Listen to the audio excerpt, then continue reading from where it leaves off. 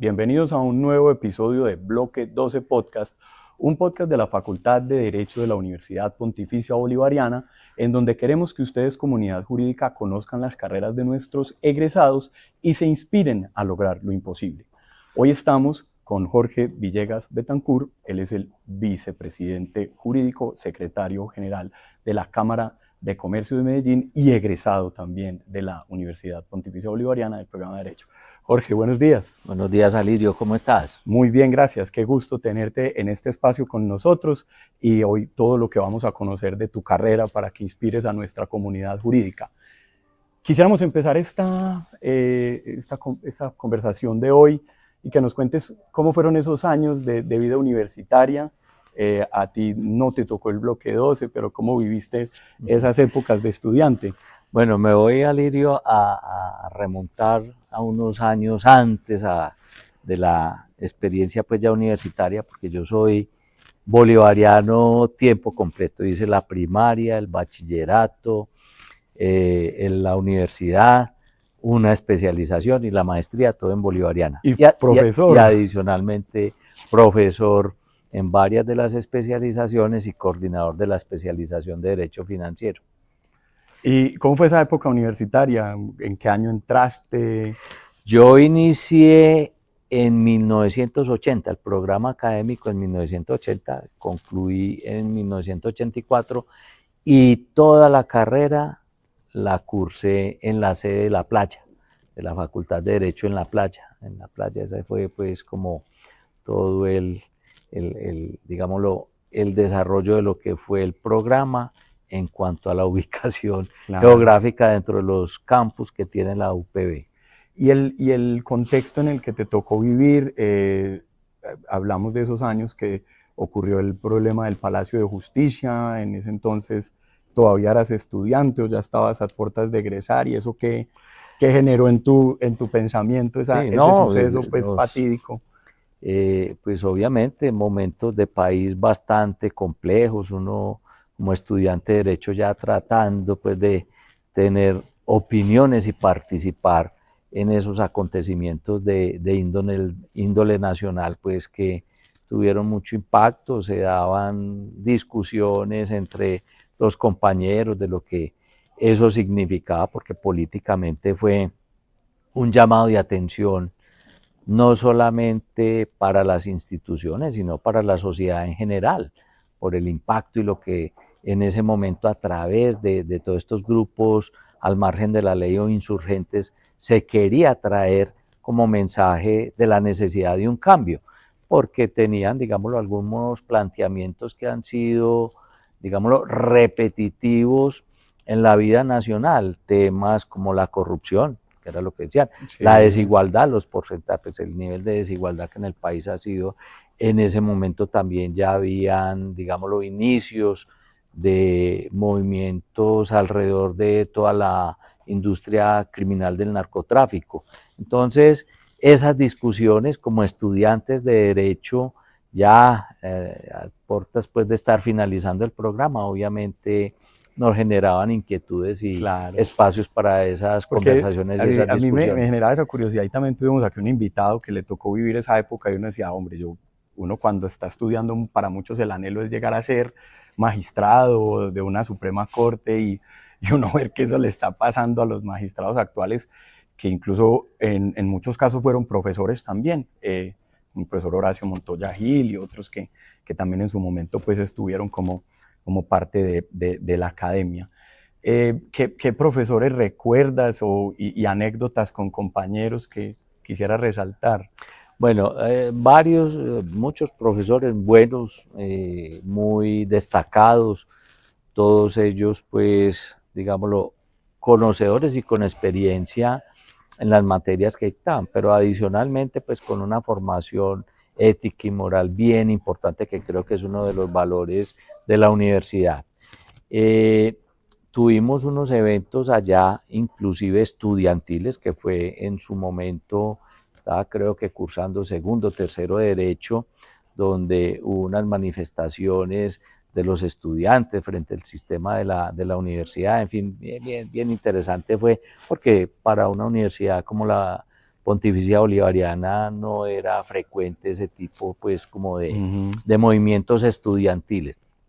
Pero volviendo a la pregunta de los profesores, ¿no? Muchos profesores, recuerdo muchos de ellos, desde pues, los profesores de las áreas del derecho civil, está el doctor Jorge Parra Benítez, está el doctor, teníamos al doctor Jaime Arrula en la parte pues, de De contratos, en contratos. obligaciones, Humberto Botero, un Mm, personaje, una autoridad en todos esos temas de obligaciones, mm, bien importante, en sucesiones Luis Gabriel Botero, ¿cierto? Creo que en cada uno de los componentes del derecho civil teníamos profesores que eran unos referentes. Estaban en materia de derecho administrativo el doctor Luis Fernando Álvarez Jaramillo, tuvimos también a Oscar Ochoa, que fue profesor de régimen político y municipal también, Jesús Vallejo Mejía en los mm. constitucionales.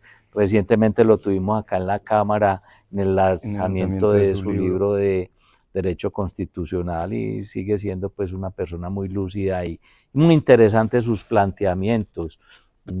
¿Qué más? En materia penal, Carlos Jaramillo, Germán Botero Isman en procedimiento penal, no, de Todos, verdad, es que eran. pues referentes y se me pueden quedar muchos por fuera de la enunciación, pero todos muy especiales y con los cuales se aprendió no solamente del derecho, sino de los valores que Claro. implicaba el ejercicio o la formación como abogado. Sí, que eso era una época muy linda y a muchos todavía nos tocó y quizás sigue siendo parte como del programa y es tener profesores que también ejercen, entonces uno tenía esa posibilidad de ver los dos mundos, tanto el profesor en la cátedra como también ya en el ejercicio, pues y no sé, en el caso de ustedes, pues nosotros, por ejemplo, a veces nos íbamos allá a la baranda a ver a Jaramillo en sus famosas audiencias orales en penal y los alegatos de cierre, entre otros. Otra de las preguntas que nos genera curiosidad en tu caso es, ¿en qué momento se prende esa llamita de ser profesor y de querer ya cambiar de silla, ya no estar allá recibiendo, sino aquí adelante entregando conocimiento? Bueno, hay varios elementos que pueden influir en eso. Pues finalmente mi papá fue docente, Uh -huh. mi padre profesor en Bolivariana, en bachillerato de español y literatura, por ahí puede venir unas venitas, y de varios de mis profesores. Ahora no mencioné a Álvaro Izaza Uh -huh. Upegui, que fue un referente también y sigue siendo un referente. Me toca compartir aquí en la Cámara con él varios espacios, entre ellos él hace parte del consejo asesor del Centro de Conciliación y Arbitraje, ¿cierto? Y esa especialidad fue un profesor muy especial en quinto año de Derecho, la forma de llevar el conocimiento, de transmitirnos esas experiencias, entonces se vuelve pues como un referente bien importante, ¿cierto? Entonces creo que alrededor digámoslo, de esa herencia familiar, y esa referenciación de varios profesores que tuve muy especiales, pues dice uno hay que mirar la forma también de cómo compartir ese conocimiento. Pero el tema ya desde la especialización, que fue la que me lanzó ya, digámoslo, como a esa posibilidad, pues yo ingresé al sector financiero, ingresé a Conavi, Corporación de Ahorro y Vivienda, en 1986, y nos fuimos especializando un grupo de abogados en temas de derecho financiero y en esa época pues digámoslo, no había un programa No había un formal de programa. especialización en derecho financiero, entonces habían algunos módulos dentro del pregrado como instituciones financieras y nos van dando espacio para hablar de estos temas especializados y hacemos los primeros pinitos como invitados a esos módulos o a esa cátedra Uh de -huh. instituciones financieras. Entonces ahí empieza uno pues como a foguearse y a probarse y definitivamente pues le va cogiendo uno cariño a todo este tema de la docencia. ahí llegué a ser coordinador de la especialización Sí, de sí. Derecho Financiero, y en la de Inmobiliario tenía un módulo especial de leasing inmobiliario, en la de Derecho Comercial también. Entonces la especialidad en una materia Fue llevándote a... sirvió de puente como para hablar de esos temas, y me empezaron a invitar a algunas cátedras y algunos módulos, y ahí empecé a ¿Qué, tener esa cercanía con la docencia. qué es eso que rescatas de la docencia y que tú digas que fue ese aprendizaje fundamental o que lo sigue siendo porque todavía pues, puedes estar activo en el mundo de la cátedra?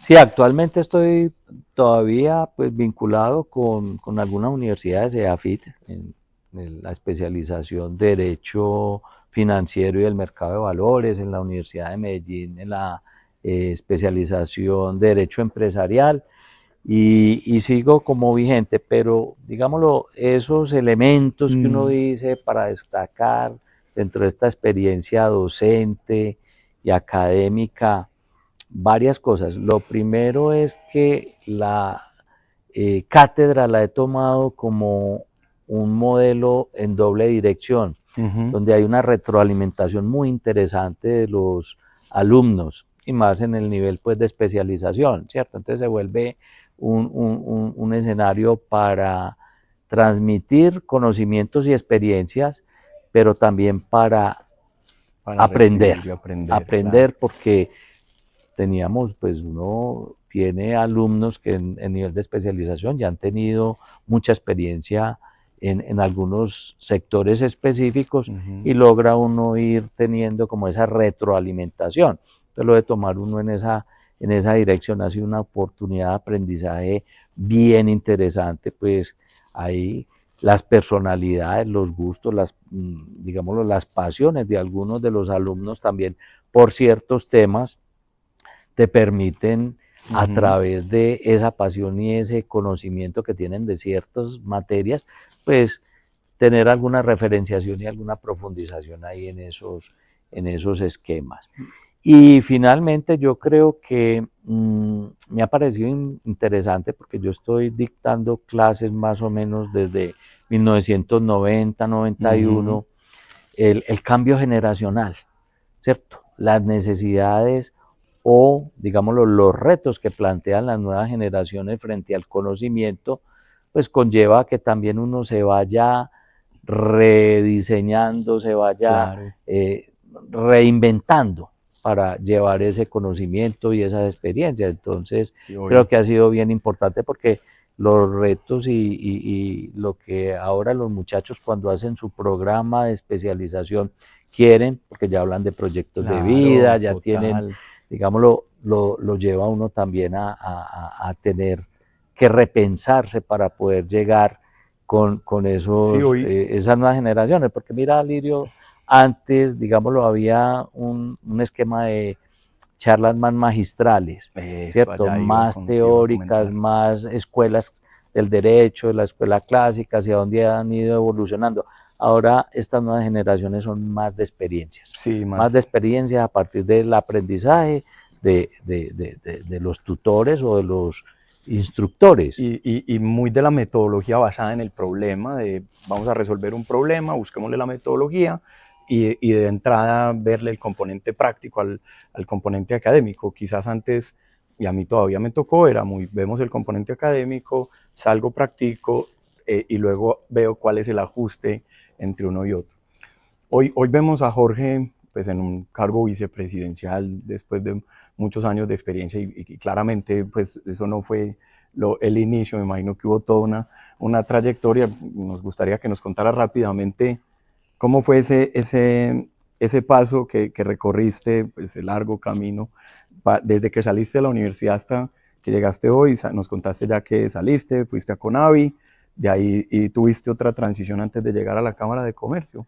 ¿O cómo fue esa Sí, a ver, trayectoria?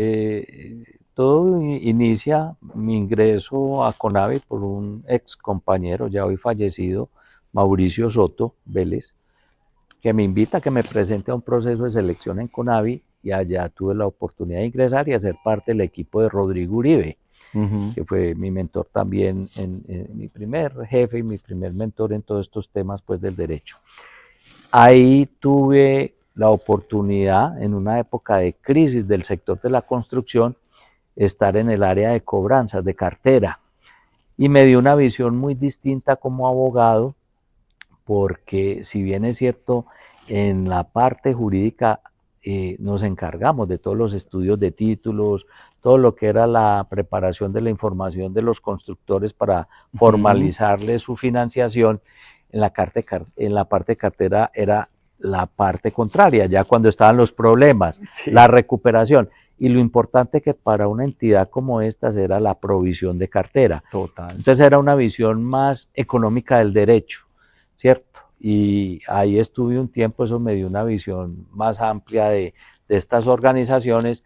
Se me presentó una oportunidad de hacer parte del equipo jurídico de Suramericana de Seguros para las filiales. Antes de pasar ahí, ¿a ti te tocó el proceso de fusión entre Conavi y Bancolombia o fuiste a Suramericana antes de ese proceso de fusión? No, esto fue mucho antes, okay, porque yo empecé con Conavi en 1986 sí. y pasé a Suramericana como abogado de filiales en el 91. Ahí esas filiales que yo tenía a mi cargo eran protección, su salud, su valor y su leasing. Eran todos negocios especializados. Eso fue un reto profesional muy importante porque tenían los presidentes de esas filiales, eran personas muy conocedoras, muy gerencialmente orientados a resultados, y uno apenas haciendo los pinos de especialización en cada uno de esos negocios, porque yo venía de banca hipotecaria. Entonces fue un reto bien importante porque me implicó mucho estudio y mucha flexibilidad para adaptarme a 4 jefes, porque mis jefes fueron David Bojanini en protección, Jorge Londoño Saldarriaga en valores Bancolombia, en esa época su valor, Ernesto, el médico que tenía a su cargo todo lo que era el negocio de salud, medicina prepagada y plano obligatorio de salud, Ernesto Toro, Julio Ernesto Toro, y Luis Fernando Pérez en su leasing, en lo que era la leasing. Entonces ese fue un reto profesional bien importante. Ahí estuve más o menos 2 años y medio bajo la dirección de Fernando Jalbo Prieto, que fue el vicepresidente pues, bajo el cual ingresé a Suramericana de Seguros. Ahí ya me quedé con la leasing como negocio especializado, porque adicionalmente con otros 2 compañeros hice una tecnología tributaria, porque en esa época los programas de especialización en tributario todavía no se habían organizado como programas de especialización. Entonces eso me implicó 3 años de estudio de todos los temas tributarios a nivel nacional, departamental, municipal, costos, matemática financiera, controles, pues el área de auditorías, todo esto. Entonces eso me dio una visión también como distinta del ejercicio de la profesión. Y ya por esa formación en impuestos me quedé en su leasing, porque era un negocio especializado de financiación, pero con un incentivo tributario alto. Entonces me quedé ahí en la leasing hasta el 2005, viene la fusión de Bancolombia, Corfinsura y Conavi. Las 3 entidades, ahí sí te toca se da la fusión, pero desde otra. Exactamente. Entonces ya me quedo ahí con su leasing, pero ya en un esquema de servicios compartidos de Bancolombia, dentro del grupo, ya como única entidad financiera del grupo empresarial antioqueño. ¿Cómo? Y después de ahí entonces después estuve en ese esquema de servicios compartidos del 2005 hasta el 2010, y en el 2011, en enero del 2011, ingreso a la Cámara de Comercio de Medellín para Antioquia. Ya llevo aquí, voy a cumplir 14 años, ahí como vicepresidente jurídico, que hoy el cargo se llama Vicepresidencia de Asuntos Legales y Corporativos. Qué bien. Solamente para curiosidad, ¿cómo se vivió ese proceso de fusión que nos cuentas, que fueron 3 entidades y desde el cómo y que estabas ahí en el equipo, cómo se vivieron esos momentos de tensión, mucha preparación, temas nuevos, relacionamiento con abogados externos o fortalecimiento del equipo, que me imagino que tenías un equipo también a cargo para llevar a lograr esa integración? Sí, no, eso desde el punto de vista personal, y profesional implica muchos retos, ¿cierto? Previa a esa fusión ya me había tocado participar en 3 fusiones de compañías de leasing, donde su leasing era la absorbente. Entonces, digámoslo, ahí estaba uno en una especie de posición dominante, porque Claro. estaba en la entidad absorbente, que claro. era la que iba a tomar las decisiones sobre las entidades que fueron absorbidas, ¿cierto? Entonces, ahí los retos profesionales, pues integrar, más que la parte técnica, es integrar las culturas, la forma de enfoque de los negocios, Claro. y la parte personal, las personas que hay alrededor de eso, que son, digámoslo, esos procesos de integración traen unos temas de retos de personales bien importantes. Me refiero a Claro, personal entre las personas, ellos, porque quiénes van a sí. quedar, quiénes se van, ¿cierto? Porque esos son esquemas de integración empresarial, lo que buscan son eficiencias. Entonces hay mucho reacomodo de las personas, en fin, entonces se vienen unos dramas personales bien complejos alrededor de eso. Entonces ya cuando se planteó la fusión entre Conavi, Bancolombia y Corfinsura, pues digámoslo, ya habíamos tenido desde el punto de vista técnico-jurídico, pues unas experiencias que nos irían a ayudar a aportar a todo este esquema.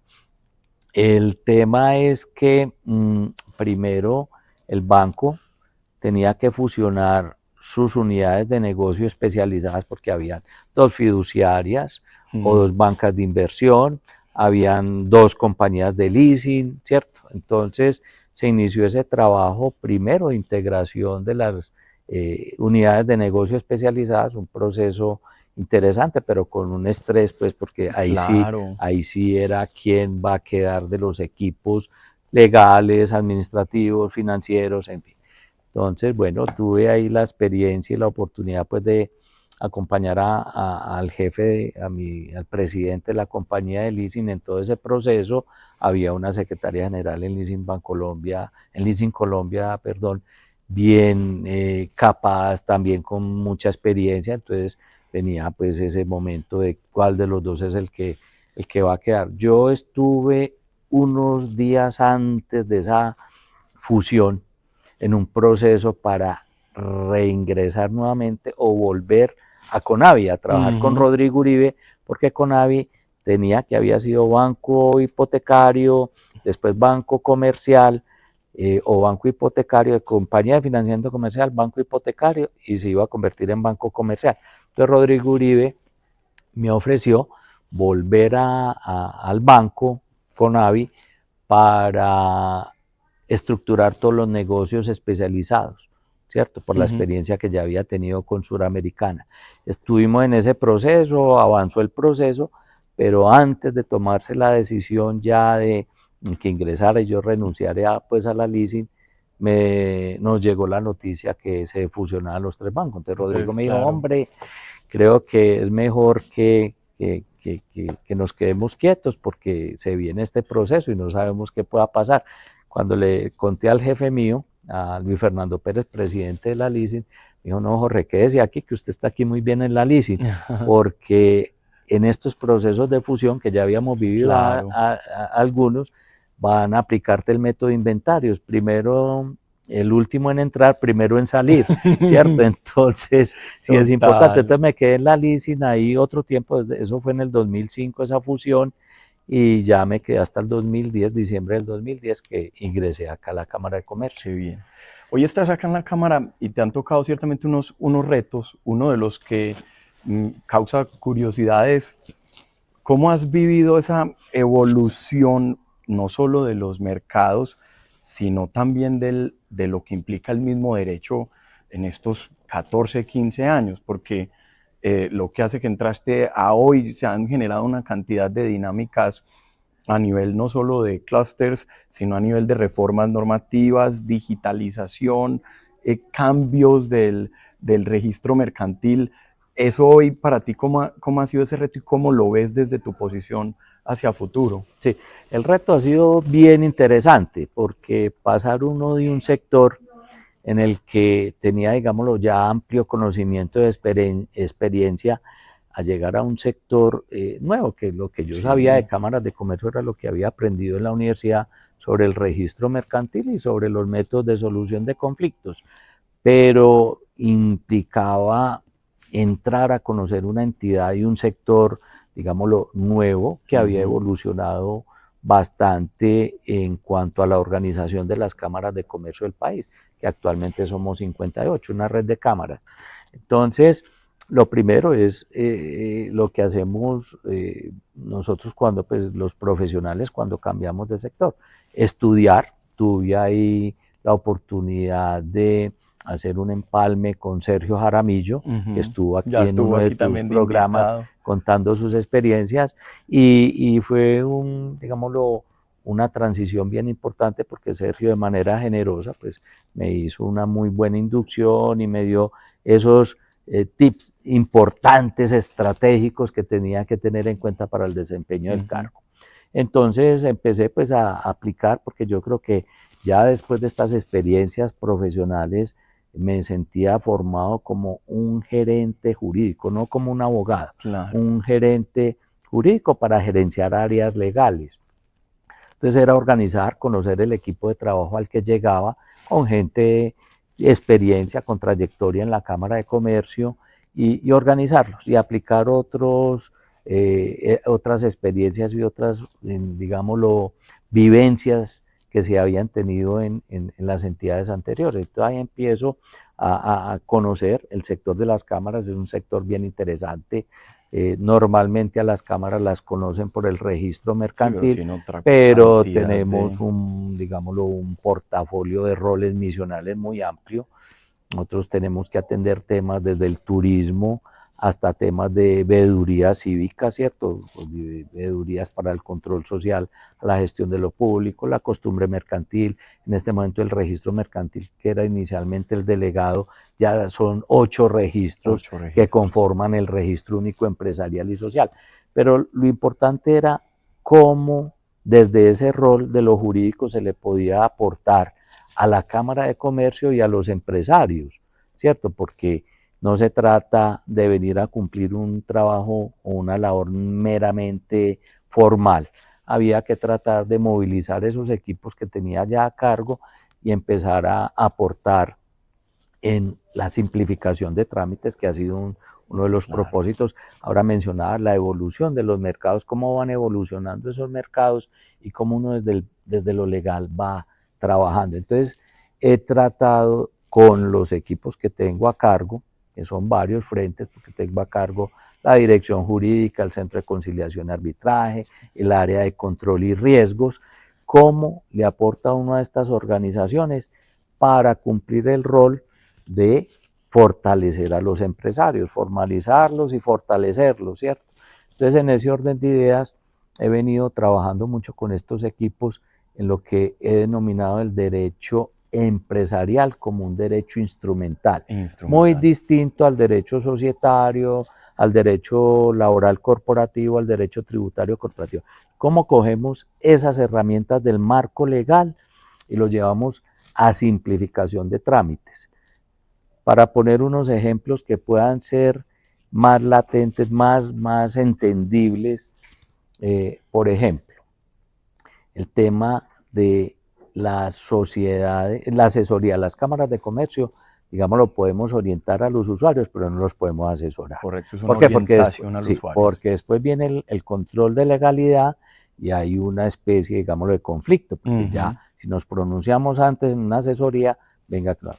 Entonces los empresarios, sobre todo los pequeños y medianos, llegan y nos dicen, pero yo necesito saber cuál es el mejor tipo societario, pues cuál es para mi actividad, cuál es la que más se ajusta.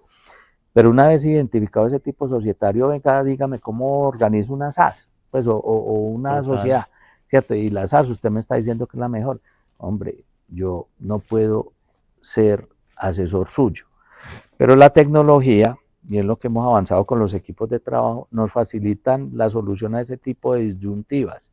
Entonces, lo que hacemos es, a través de tecnología, armar una posibilidad de SAS virtual, que el mismo usuario la vaya armando con unas soluciones que le van dando un módulo tecnológico, y es él el que está asomando. Yo como Claro, cámara le facilito claro, el claro. vehículo y él arma sus SAS de acuerdo con sus Con necesidades. Yo sus no tengo ahí necesidades. ningún conflicto de interés porque él fue el que la armó con una herramienta que yo le facilité. Entonces he venido trabajando mucho en ese tema del derecho empresarial instrumental, las ventanillas únicas empresariales, Total. donde en un solo sitio el empresario, cuando estamos hablando de empresario, la realidad empresarial es que no son las grandes Claro, es que empresas. en Colombia el gran tejido son las pequeñas y medianas Total, empresas. total, el 90% de las 90%, que son las que no tienen para arrancar como pagar un asesor jurídico, un asesor contable y empiezan más con el deseo que con el recurso. Exactamente, esa es la realidad del tejido empresarial nuestro.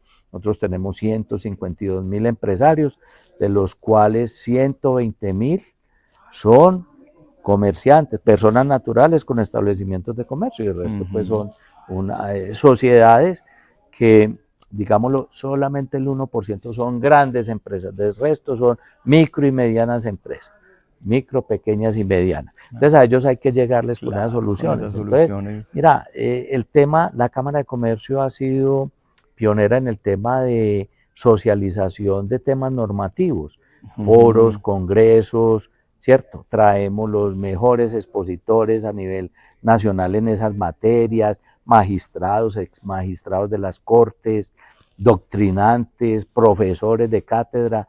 Entonces ahí hemos hecho un muy buen trabajo, pero le llegamos al 1% de los grupos de interés, que es ese grupo de abogados especializados en el conocimiento. Entonces hemos venido trabajando cómo le llegamos a otros segmentos de empresarios, microempresarios, con herramientas jurídicas, derecho empresarial, que es un derecho instrumental, Claro. Con ese modelo, como te comenté ahora. Vamos en este momento a trabajar con un tema que decirle a esta gente que cierra la puerta ya, el tema de actas. Sí, Estamos eso también es nosotros un tema súper tratando importante para que se dé de el cumplimiento de las obligaciones. exactamente las. Entonces vamos a sacar un módulo similar al que tenemos de las SAS para que los empresarios y comerciantes formen construyan sus actas, actas de asamblea, actas de juntas directivas, derecho instrumental. Claro, todo eso como ayudarle a ese pequeño y mediano empresario a que lleve a cabo todos esos procesos. Ahora me hablabas, Alirio, del tema del aprendizaje basado en problemas que han venido implementando las universidades. Nosotros acá también, para llegarle a los empresarios, hemos trabajado, por ejemplo, en llevar manuales, cartillas, podcast, que es ahora la forma breve y precisa de llevar el conocimiento a estos distintos empresarios. Jorge, pasando ya a esta parte final de esta conversación, porque entendemos que tienes otro compromiso y no queremos pues de más falta. No, pero yo estoy aquí muy contento aquí compartiendo contigo. Una pregunta, hombre. Y es, vamos como a un tema de herramientas y ¿qué te hubiera gustado que te hubieran enseñado en tu formación universitaria que tú digas, uy, después de la experiencia yo, si hoy me pudiera devolver un poco, quizás le hubiera prestado atención a, y no necesariamente temas jurídicos o de otras disciplinas que hoy hayan impactado pues en la forma en cómo ejerces tu rol de gerente de equipos legales? Sí, a ver, bien interesante esa pregunta. Obviamente los tiempos cambian y las necesidades cambian también, pero un tema bien importante es, por ejemplo, el inglés legal. El inglés ¿cierto? legal. Que en esa época apenas estaba iniciando como con esa apertura de mercados, globalización de las economías, pero fundamental hubiera sido un tema de más énfasis en inglés legal, digámoslo, de manera técnica para los negocios, ¿cierto? Lo otro es el tema de matemática financiera, que veo que ahora lo han incluido varias universidades en sus pensos, ¿cierto? Un tema, nosotros vimos, a mí me tocó ver contabilidad, interesante, son herramientas. Y yo creo que definitivamente una visión general, gerencial, perdón, de la profesión, que salimos, uno escucha muchos abogados que arrancan en el ejercicio, pues a mí no me enseñaron a cobrar en la universidad, yo no sé cómo se maneja ese tema. De pronto pensar el ejercicio profesional también organizado bajo empresa, Sí, ¿cierto? eso es, Como una empresa, ¿cierto? Porque estamos muy formados para litigar, sí, para un tema más ¿cierto? adversarial de, Exactamente, pero de pronto yo como presto esos servicios profesionales a través de una empresa, y lo veo ahora desde la mirada de claro, Cámara de Comercio, que acompañamos pues a muchos emprendedores, el abogado, y más ahora que se prestan todas estas posibilidades de las tecnologías, el derecho bajo todas estas herramientas tecnológicas, el abogado puede tener una visión empresarial también. ¿Cómo organizo la prestación de mis servicios a través de un esquema empresarial, ¿cierto? Entonces, maravilloso. bueno, esos son como varios Sí, de esos esas retos. principales. ¿Qué herramientas utilizas tú para formarte y nutrir? Sabemos que el conocimiento jurídico siempre está, pero adicional a eso, ¿escuchas algún podcast o qué tipo de literatura te gusta leer para esta preparación? Bueno, definitivamente creo que para el abogado y para los profesionales en general, pero el abogado es una profesión que exige mucha actualización, que Ujú, exige mucha dinámica en cuanto a estar uno al día en los cambios normativos, ¿cierto? Es fundamental poder estar leyendo actualizado. Entonces pues utilizamos múltiples plataformas que suministran información sobre cambios normativos. Yo hago parte también de la Academia Colombiana de Jurisprudencia. Actualmente soy el coordinador del capítulo de Medellín. ujú. Recientemente fui ascendido de académico correspondiente a académico de número. Y en esa dinámica de la Academia Colombiana de Jurisprudencia tenemos la oportunidad De de estar ahí. compartir todo lo que son los fallos de las altas cortes, porque varios miembros de la Academia Colombiana son magistrados. Ujú. Entonces ahí hay una dinámica, digámoslo también, de actualización y de aprendizaje. El tema de los podcasts que mencionabas ahora, especializados, hay muchos, suelo revisar y seguir algunos de esos personajes pues que hablan de temas legales, el tema de los mismos programas de algunas universidades, de otras cámaras de comercio, en fin, hay distintas formas pues como de mantenerse uno actualizado, porque ese es el reto, Claro. estar actualizado y repensarnos nosotros también como en el rol de Cámara de Comercio, cómo llevamos estos mensajes de los temas legales de manera sencilla. Entonces, Ujú. afortunadamente, pues en los equipos tengo personas jóvenes muy interesadas por todos estos temas y vienen trabajando en llevar esos temas legales de manera práctica y sencilla a estos Ujú. nuevos públicos, porque es que los empresarios de ahora son gente, Claro. ¿cierto? Gente nueva. Es como me dice el hijo mío que es abogado de AFIT. Entonces se hace un tatuaje acá, le digo, hombre, Juan, vos para tus clientes, ¿cómo vas a ir con el tatuaje? Y me dice, no, pa, es que mis clientes no son de la edad de los tuyos, ¿cierto? Porque Sí, ya, los clientes ya de ya cambia. todos hacen parte de una nueva generación. Entonces, Claro, y hay una cantidad de industrias que han ido ya forjándose y otros factores de producción. En su momento, antes, digamos que la industria era muy enfocada a la producción de manufactura o al tema de la transformación inmobiliaria. Hoy también lo hablábamos antes de esta entrevista, de esta conversación, que nos hemos ido yendo más hacia el mundo de las industrias creativas y ahí también pues ha ido cambiando pues los tipos de empresas, servicios más de nicho, no tanta mano de obra intensiva, un valor agregado mayor de contenido intelectual y eso me imagino que todo ha implicado pues cambios. total, porque acá las cámaras de comercio atienden transversalmente a todos Todo, los sectores de la economía. todos. No somos un gremio vertical que atiende iguales, sino aquí transversal, horizontal, que atiende todos los gremios de la producción, de la comercialización, de los Ujú. servicios.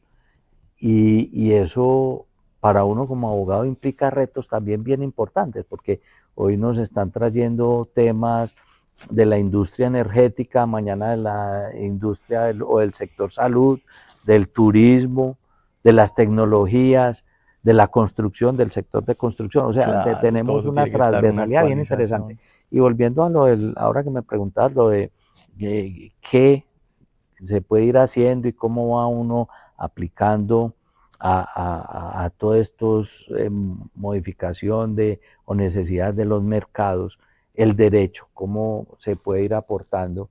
Venimos trabajando en un tema que vamos a profundizar sobre estas metodologías de los sandbox, las cajas de arena, las areneras de prueba, los espacios de prueba controlados para mirar con las necesidades de los empresarios en cada uno de esos sectores que vienen innovaciones o tendencias internacionales donde nosotros estamos en algo rezagados para a partir de esas metodologías de los sandbox entrar a proponer reformas normativas, regulatorias o de vigilancia y control, de supervisión.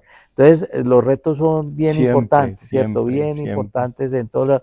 Entonces, cada sector te va a traer una necesidad que tiene el empresario para poder realizar negocios de manera competitiva, porque ya competimos no solamente aquí a nivel local o nacional, es una competencia internacional. Entonces, los mercados y los empresarios se tienen que preparar para eso. Y el rol nuestro es acompañar a los empresarios. Y para poderlo acompañar hay que utilizar todos estos mecanismos legales. Me queda a mí, digámoslo, un vacío, le digo yo a mis colaboradores, a mi equipo de trabajo, que veo proyectos normalmente que le apuntan a fortalecer a las empresas en sus esquemas productivos, en sus esquemas de gerencia administrativa, mercadeo, transformación digital.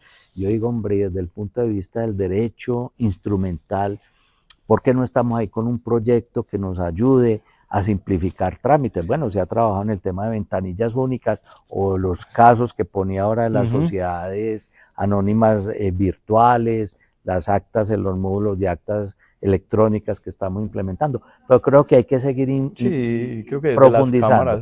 Cada vez hay que tener más espacio desde los temas regulatorios para contribuir a que el derecho haga presencia en facilitarle a los empresarios realizar negocios, conquistar mercados. Para ir cerrando, dos preguntitas finales, y era una, hoy, ¿con quién te gustaría tomarte un café y que digas, de esta persona me gustaría tomar un café porque siento que hay dinámicas que puedo aprender, y que cerraras pues esta conversación con un mensaje que le quieras transmitir pues a toda nuestra comunidad jurídica que nos ven? A ver, no, yo tengo la fortuna de que me contactan muchos ex compañeros de bachillerato, de la universidad, de las empresas en las que he participado, de aquí en la Cámara de Comercio con los empresarios y con los árbitros, los conciliadores, con todos ellos hay personas, yo creo que a partir de las necesidades y las inquietudes que tienen, la Cámara de Comercio tiene 16 grupos de interés, abrir los espacios. Yo soy una persona que me gusta tomarme un tinto con la persona que me dice, hombre, tengo una inquietud en tal sentido. En estos días me visitaron, por ejemplo, la Sociedad Antioqueña de Ornitología, los pajareros. Venga, hombre, el proyecto de ley, o la ley, que ya es una ley de el turismo de avistamiento de aves. Venga, tomémonos un café, hablemos de esos temas. Entonces, en cada una de esas necesidades, en cada uno de esos sectores, hay una oportunidad de aprendizaje o de que estas organizaciones sean útiles, ¿cierto? Le presten un servicio a esos públicos. Entonces, cada que me dicen, vea, nos podemos tomar un café, venga, tomémonos un café, porque seguramente aquí va a haber forma de aportarle a esos sectores y a esos espacios, ¿cierto? Entonces, y el mensaje que le dejarías ya para cerrar a nuestra comunidad jurídica que nos ven, y a esos abogados que están en formación, hoy están construyendo sus carreras y que hoy debemos brillar. Hombre, yo creo que lo primero es, pues, digámoslo, el disfrutar lo que uno hace. Eso es lo primero, porque a partir de esa motivación de lo que uno hace viene el interés por profundizar en los temas. Lo otro es trabajar en equipo, fundamental. Uno aquí en estos temas, y cuando se empiezan a especializar las profesiones, uno no se las sabe todas. Entonces es fundamental trabajar en equipo y aprender a escuchar, porque las ideas de los demás pueden ser inclusive la mayoría de las veces más profundas que las que uno pueda tener, ¿cierto? Entonces yo creo que son factores bien importantes, ¿cierto?